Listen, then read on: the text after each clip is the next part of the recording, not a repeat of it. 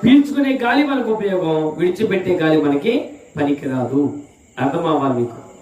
అప్పుడే ఈ వాక్యం అర్థం. అల్పులైన వారు వట్టి ఊపిరై ఉన్నారు అని మనకు అర్థం అవ్వాలంటే, వట్టి ఊపిరి వలన ఏమిటంటే విడిచిపెట్టే గాలి పనికిరాదు. కాబట్టి అల్పులైన వారు, తెలివి లేని వారు, బలం లేని వారు, విడిచిపెట్టిన ఊపిరి లాంటి వాడు. ఒక వాళ్ళ వైపును చూస్తామేమో.